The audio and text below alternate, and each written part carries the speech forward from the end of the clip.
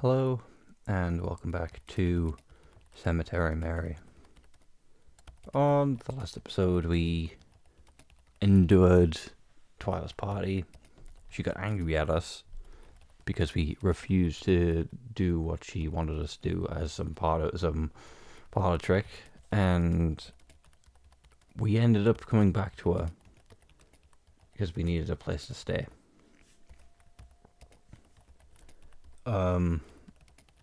That being said, I think she's just angry at us, which is, in my opinion, not very justified. So we may as well see what's happening. So, may as well continue. So I think I'll go to sleep now. I think I'll sleep now. Good night. And she doesn't say anything because that's just the type of person she is. I had a hard time sleeping after that. It didn't help that I was stuck on the floor either. I did, eventually, get to sleep. But I didn't feel any better about it in the morning. When I woke up, Twyla was awake too. I don't know if she even slept. She seemed to be in the same position she was in when I went to sleep. I guess she's something of a night owl. Oh, the pun. She didn't say anything to me as I grabbed my own clothes and left to the bathroom to change. I left her pajamas by the sink and headed back downstairs. I left without even saying good morning or stopping for breakfast. I decided I'd walk my way to the bus stop or something. Even though Twyla didn't think of me as a friend, I'd still like to think of her as one. I'd like to, but it's been a few days since I slept over at Twyla's house. Again, I don't get many texts from her. After our last conversation, though, I'm not sure if I want to. I'm probably just being too sensitive, though. Despite this, I actually haven't been too lonely. Especially this morning. Crowin and I planned to stop and get some breakfast together today. I was glad, especially after my last encounter with Twy. It was a nice little pick-me-up. It helped remind me that not everyone sees me like she does. We went to Planet Dollars. Crowin really likes their coffee, but I can't stand coffee. I did get something, though. We stood outside eating our food by the front window. I think we were going to walk around a bit, look into some stores maybe, but we got distracted in conversation. And then I'm like, WTF? You can't just say you're getting food and then not ask us if we want any. And then he starts acting like an idiot because, well, you didn't tell me you wanted anything. Like, dude, if you're getting pizza, we all assume you mean for the group. No. Who shares pizza? It's a free-for-all. Every man for himself. But no, this guy just bought 2 slices for himself. Again, you don't buy for other people unless you're offering. Like, I'm not crazy, right? That was stupid, right? Yeah, I can see that be frustrating. If you want, the 2 of us could get pizza tonight instead. Maybe. I don't know though. No offense, Mars. But you don't, but don't you think you ought to lay off the junk food? Ouch. Are you saying we have a weight problem? I mean, you're eating a donut for breakfast. Oh. Yeah, we should probably just not continuously eat it. Oh, where did this come from? If anything, you eat way more junk food than me. And I'm not the one who bought 2 cases of soda and a birthday cake flavoured ice cream during our last grocery run. A birthday cake flavoured ice cream. What flavour is birthday cake? I think that's a bit subjective, really, because, I mean, if I'm going to buy a cake, it's going to be chocolate fudge cake because it's the only kind of cake I like. Well, you got me there. And hold on. I'm going to use the bathroom before we go. Be right back. I'll be here. I watch Croven crinkle up his now empty plastic cup in his hand and toss it into the garbage. I could hear the chatter of people inside for a brief second as the door was opened as he entered. I stood there patiently, waiting for his return. I was about to take my phone out when I felt someone grab my arm. Huh? Oh my goodness. It's just you. What are you doing here? Mary, WTF. Haven't you been getting my text? No. No, sorry, I haven't been checking my phone. I need you for something. Right now? Yeah. I have someone I want you to try talking to. Just like you did at the cemetery. Can it wait? I'm kind of in the middle of... Oh, no. Oh no. Cool watched him right up to us, and I stood in front of Twyla to prevent him from getting too close. Leave my friends alone? God damn it. Nice to see you again, Croven. Like, I don't know what it is, right? But from a side view, Twyla seems like the most normal person. Like, Croven's got like an extended face. Mary has like a semi-extended face. And this is Twyla as somewhat of an actual human. Keep my name out of your mouth. Yeah. Crow, please. I tried to shush him. People on the street were beginning to turn their heads our way. I felt my hand begin to shake the more I tried to quiet him down. Sorry, I let you hurl insults at me more. But Mary and I have a job to do. Come on, let's go. Wait. Don't you dare go with her. I can't believe I even have to be arguing this right now. Are you serious? After I told you about this scum that she is? Let's not waste time, Mary. Unless, of course, you want more people to die. You agreed to help me when I needed it, and now I need it. Say what it is, because it all skips. So you're going to keep standing here and... Hey, shut your mouth. Try. I'm sorry, I have to. You have to? It's really important, and I need to help her. Please try to understand. It's something that affects you as well, I'm assuming? Yeah. Oops. If it affects you too, and damn right it affects me. You know what? Forget it. I'm done. Just go away, Mary. Just go away. Don't even bother coming home tonight. I warned you about her, and you just ignore it? Am I a joke to you? If you'd rather spend your time with her than listen to one person that actually cares about you, then I don't care what happens to you. Don't talk to me again. I tried to reach out to Croven, tears in my eyes, but he slapped my hand away. Without another word, he stormed off, just leaving Twyla in there. Twyla was unaffected, but I couldn't hold back my tears. I tried to hold it with sniffles, but eventually it began wailing. Like a child who had just realized they had lost their mother in the supermarket. I couldn't stop. I buried my face in my hands and hunched over crying in the middle of the sidewalk.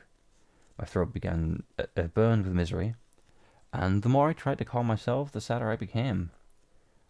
I think I had felt my heart break. Twyla waited beside me. From the corner of my eye, I could see that she was scrolling through her phone, waiting for my breakdown to be done. I felt like I would never stop. I was only able to begin to calm down when I felt my headache beginning to form. As if just that physical pain was enough to distract me from the emotional pain I felt. And all the cries too, and as all cries do, it began to settle down, even if it felt like it would last an eternity. I rubbed my eyes and took a deep breath, and I silently prayed that it once we caught the butcher, Croven would be able to forgive me. Can we go now? She asked me, annoyance prominent in her tone. I mean, if anything, Alice crying is going to help us go to sleep. Yes, let's go. I answered and followed her lead. I wiped my eyes of straight tears and followed her down the sidewalk. She stopped in front of a car and began to take her keys out. No driver today? Are we driving somewhere? The cemetery isn't far from here. I thought you needed me to talk to a ghost, right? We are. Just get in the car. So I'm assuming someone died and they have not been buried yet. Are we going to the morgue? I was confused, but I got in anyways. The worst Twyla has ever done was make me sneak into places, so she started up the car and we started driving. We passed both my old house and the cemetery on the way there. On the way to wherever we were going. Before I knew it, the buildings tended to trees, and we were driving through a dirt path in a wooded area. The way the sunlight filtered through the trees made it look very scenic, and it reminded me of the ride from a cabin. Hey, Twy, can I ask you something? All right. What's the relationship between you and Croven? When he found out I knew you, he became really mad, and just like back there, I never brought him up to you because I didn't know you'd feel, but why does he hate you so much? It's nothing really. He and I just have different beliefs, that's all. If you ask me, he's just too childish. He thinks he should I think he should really learn to be mature, finally grow up and face the real world. What do you mean by that? And how do you two know each other?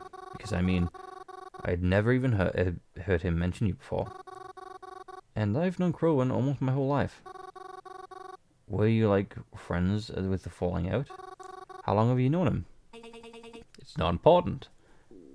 We could blackmail her for this information. We could say we could refuse to help if we don't get answers. He doesn't like me and I don't like him. That's all there is to it. You don't like anyone. I was confused. But before I could ask any more questions, I felt the car begin to slow. It seems that we had arrived at our destination.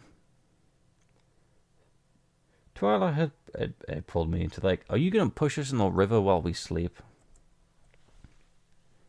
There was nothing around but trees and dirt. Although it was really pretty here, this was the last place I was expected to drive to. I'm confused. What are we doing here? And you try and sleep here. Here? I thought you wanted me to try and talk to a ghost. I do. Not long ago, a woman was declared missing, but they found some of her stuff around here. That means she's possibly dead. And if she is, then you might be able to contact her spirit if her body is still here. But this area is so open, and so far, it's only worked, it worked for me if I went out directly above someone's grave. Please, Mary, I need you to try. If she was a victim of the killer, hell, even just a killer, then she could tell us who it was. So this person is important to you. Who is the person who went missing? Is it your mother? I wasn't too sure about this. I knew that Twyla's intentions were good, but would this really work? I mean, to be fair, I would say try it, but there's also the fact that I wouldn't trust Twyla not to push us into the water. I felt like a stretch, and I left Croven for this too. But we were here now. I guess the least I could do was try. Alright, I guess I'll just lie down here.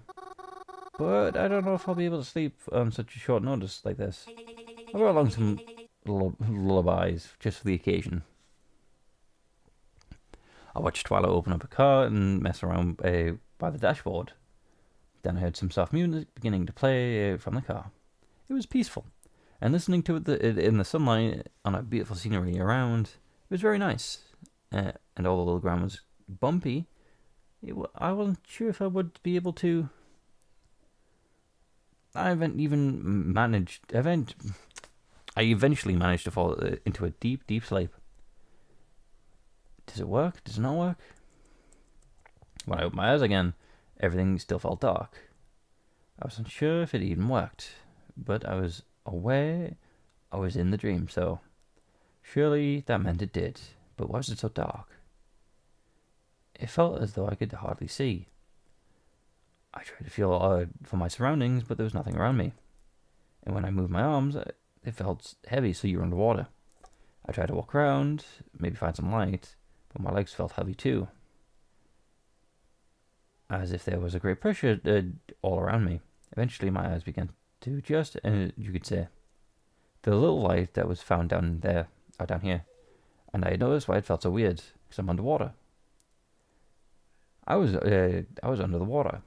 It seemed like it by any means.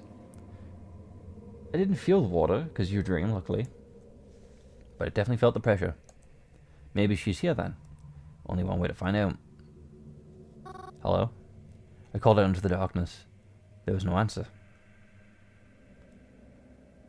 Are you just walking in the air? Like, can you not ascend or descend? The more I walked around, the more uneasy I felt. I kept calling out, but for who I might be around to talk to me. Hello? Please don't be scared. I just want to talk, that's all. Hello? I can see a shark. Anybody? Twyla? Is there anybody here? I want to wake up now. Please, can I wake up? Please? There's nothing here. I don't want to stay. Please let me wake up. Please. Huh? Let go. That hurts. Ow. Stop it, let me go. Stop. Something grabbed me. Quite harshly. I tried to shake it off, but it almost felt powerless doing so. It was so dark I couldn't see it. But its grip remained. Ow. It was hard to explain, but it hurt. The sensation, it felt like it was burning itself into my skin. Before I knew it, I felt more hands on me.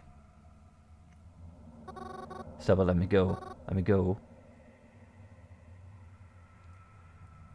It was then that I was able to get a good look at its face, and all their faces. Now, I'm not usually someone too squeamish. I had a pet tarantula, and I never blinked at the gore effects in horror movies. I'm not someone easily grossed out, but this, I felt like this, I could puke. It was revolting. Their faces, their poor faces. What happened to them? Where did your eyes go? Where's your jaw? Please don't look at me like that. I'm not the one who did it.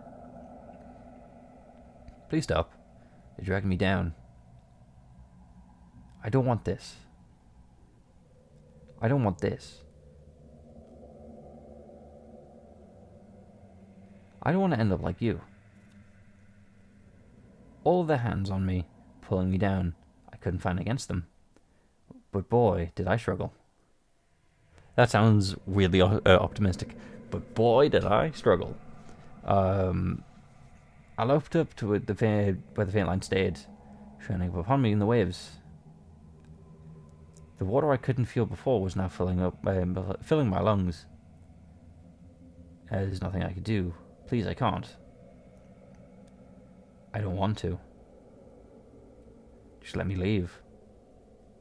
I'm expecting a jump scare, but this game hasn't jump scared us yet. Please.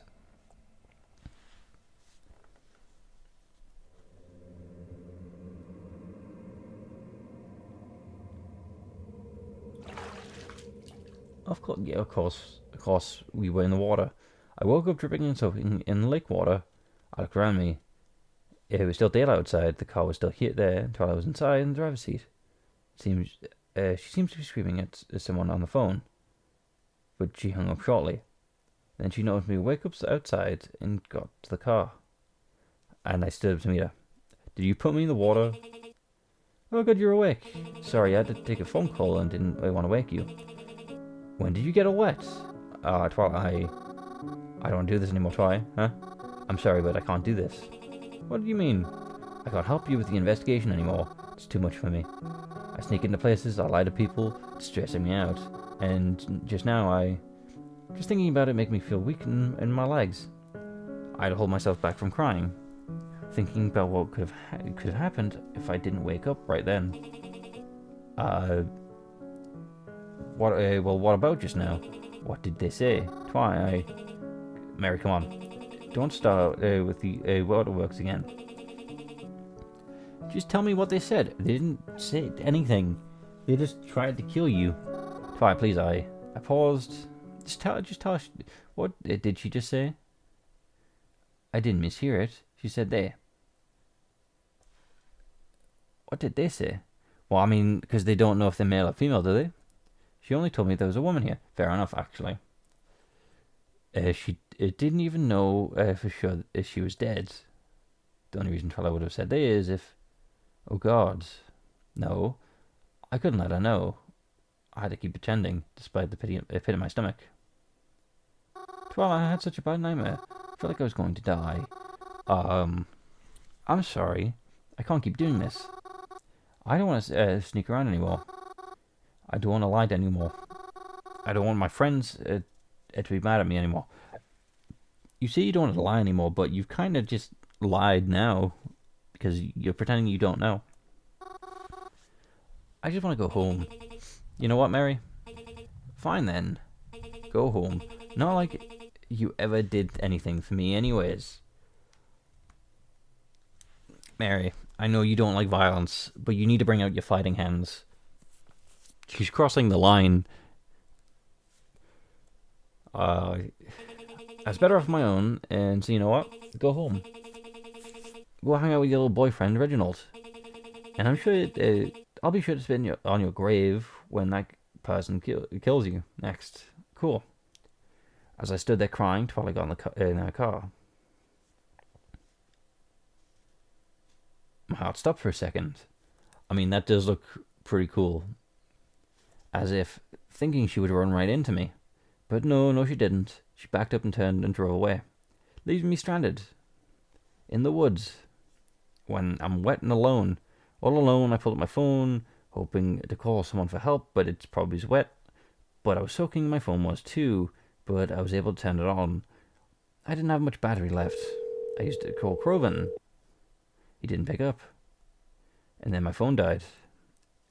I tried to start it again, but it was no use. No matter how hard I tried, it wouldn't start. I was stuck. Well, there was only one way home, so I began walking. If I remembered correctly, we drove straight here, along the path. There was no forks or turns in the road. So as long as I kept walking down this path, I would eventually make it home, make it back, right?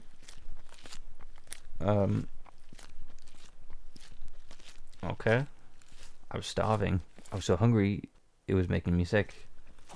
I felt as if I would topple over and faint, but my aching legs continued to carry me. As long as I didn't tell them to stop, they wouldn't. They brought me all the way back to the city. It was night now. It didn't feel too long driving there, though. Walking felt like an eternity.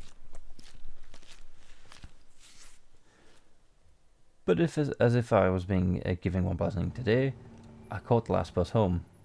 I say home, even though Croven told me not to come back. But I had nowhere else to go. I mean, technically not true. You can go back to your home, the restaurants, even though it's probably not safe at all. It's locked, right? Being able to rest my feet on the bus felt like heaven, and having to get back up, having to get back off to make the rest of the trek, felt like hell. I was so tired I wanted to pass out, but I was so close I couldn't give up now. Just a bit more. Before I knew it, I was back before the door. And before I could even knock, he answered. Well, maybe he answered isn't the right word. He was on his way out. I didn't know where the last bus just left, but he was heading out somewhere. Best not to ask. And he ran into me. Cool. I'm so sorry. Should have listened to you. You were right, and you were completely right. Twyla's a monster. I wish I never ever met her. I'm so sorry, Croven. So sorry, please forgive me. I'll never doubt you again. He was still for what felt like forever. I didn't know how he was going to react, but I was thankful for the way he did. Alright, alright, come on. You know, I don't like you having you cry on me. He patted my back reassuringly. It's not your fault at all. It was me who messed up. I'm really sorry for yelling at you and all. I just got really worked up. I mean, you know how it is, right? With our families being around right now. We're all the other has right now, right? Yeah? So seeing you with someone I just can't stand is... Yeah. I'm sorry, Mars. I should have been more chill. Maybe if we spent more time together, we wouldn't have spent so much time with her. I mean, true. But she still... I mean, when that happens, she ends up shooting you, if I remember correctly. Yeah, because she didn't shoot us, but because she knew we're harmless, really. Are you still crying? Look, alright, tell you what. I won't go out tonight. We can just stay home and chill, and you and me. Does that make you feel any better? I mean, to be fair, it's kind of unfair for you and or whoever you have plans with. So I'd probably decline. But the gesture is appreciated. It did. Once I'd calmed down enough, Craven let me go. I wiped my tears and made my way over to the kitchen, where Craven helped me try to figure out what to have for dinner. We didn't have much in the house currently, but we managed to scourge something up. And as I ate, Craven sat and talked to me, just went on and on about what happened in his life, or what his friends had been up to lately. I didn't mind at all. It felt just like before everything. Before Twyla, before my parents, before aunt and uncle. So yeah, like everyone's like, aunt and uncle is Craven's parents, right? So he's our cousin, but he's never referred to as a cousin. He's referred to as friends, and it always confuses me. I felt like things were just nice, different but nice. Craven, yeah, Mars. You know I love you, right? Don't get all cheesy on me like that. Well, I was just reminding you. Yeah, whatever. Love you too. Is this the end? After we ate, we hung out a little while more downstairs, but I think it was apparent we both pretty tired. So eventually, we retreated to our rooms. I'm not gonna lie. Thought it's a different word for some reason. So, yeah. I plugged in my phone into the charger and waited for it to turn back on. When it did, I considered messaging the mysterious number, but I was way too tired, and even if I had been messaging them at late times before, speaking of the time, it had gone much later than I thought. Even Craven, who usually stayed up all night, was snoring away in his room. It seems like he passed out in the minute his head hit the pillow. Honestly, I felt like I might do the same, despite how late it was, and how tired I felt. I didn't want to sleep just yet, not without taking a shower first. The lake water was that had dried into my clothes, and skin from earlier felt disgusting. And even though I'd probably become used to it, I could only imagine I didn't smell pleasant. I opened my drawers and got in a fresh pair of pajamas. I was about to make my way to the bathroom and shower when I heard a scream. Craven scream. It sounded like he was yelling in pain. Craven? What happened? I yelled. There was no answer. I rushed to his bedroom, swung open the door, and the answer presented itself. Okay, there's the Twyla, sledgehammer in hand. No idea how she got in, or how she found us, but here she was now, standing over Craven, clutching his ankle in pain. Did she smash it? Okay, Twyla. You not have a split personality, or are you just insane? Before Craven could even try and fight against her, she dealt a swift blow to his abdomen. Craven was pushed on the floor in pain. And then she turned around to face me. Good evening, Mary. Twyla. What is this? You look shocked. Perhaps I was beginning to give you too much credit. You're just as stupid as I thought you were. Why, you here? Please leave us alone. You said you were done with me. Oh, I am, but I'm not done with him. She said, gesturing to Craven on the floor. He sputtered in pain. He clearly wanted to fight back, but Twyla had to put him in a position incapable of doing so. He reached a hand to grab her. Twyla stumped on it. What are you talking about? I don't understand any of this. You know, Mary, you didn't really help me find the busher, but you did help me find out where Craven lives, so I guess I can't be too upset with you after all. If we had, if we had the means of fighting back, I would encourage Mary to fight back as much as possible. But so far, it's two endings with Twyla hurting Croven for presumably no reason. And how lucky it was that we're in a secluded forest when no one can hear him scream. So thanks, I guess. Stop talking like that. Just tell me what's going on. Sure, alright, but only because you helped me so much. It's only fair that I tell you in return. And I'm a fair person, aren't I? No, you are not. I won't go too deep in it, but I don't want to overstay my welcome, but let's just say Croven and I have been enemies for a while. But you already knew that, right? Well, as far as things you don't know, you probably don't know that Croven as well as you thought you did. Oh, you don't know that Croven is, you thought, okay. Good up, Croven said as he spat on the floor. You don't need to tell her any of this. Oh, but don't I? She asked us for all. Anyways, like I was saying, we went to the lake today, right? And I asked you to talk to the people there for me. I bet you have your own ideas on how all those people wound up there. But I guess you would never have thought that your little friend over here is the reason they're there. Croven, listen, it's... Twyla kicked Croven in the mouth. Don't feel sorry for him. He isn't worth it. After learning the truth about him, I doubt you even miss him once he's dead. Of course, can't let him keep living. Do you really want him to live after the heinous things he's been doing? There's a lot more than you don't know. I don't trust you, Twyla. Oh, that's so? It is so. I don't trust you at all. There's gotta be more to it than that. All you ever did was make me feel bad. All things I did was for you and made me feel awful. I trust Croven. I've known him my whole life, and even if he did something bad, I trust him that he did it for a good reason for doing it. Well, if that's how you feel, then you can die with him. Twyla pulled out a ladder and threw it to the side. The fire began to spread almost instantaneously. Did you douse the house in gasoline? I know you've modified it. You modified it a bit, but this place is mostly wood, correct? It should have no trouble burning to the ground in a few minutes. Are you insane? My best guess is that you want to get out alive, but you'll have to leave him behind. But you'd never do that, right? I guess we'll see. I mean, I think in that case, I would try and get Croven to crawl to the exit.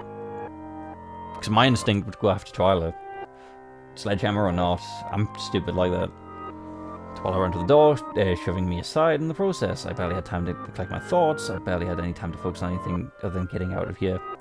The Twyla I saw tonight was different from the Twyla I thought I knew. But if there's one thing we agreed on now, it's that I would never leave Croven behind like this. I ran out of Croven and helped him get to his feet. Even though you'd stay low in fires, I think I would have been able to help him otherwise. Croven, I'm so sorry. It's all my fault. If I just listened, shut up. He coughed out and accepted my help. I'm not going to worry about that right now. When you get out of here, then I can focus, and then I can kill Twyla. I support Croven. I pick up Croven, off the floor and wrap my arms around him at his shoulders.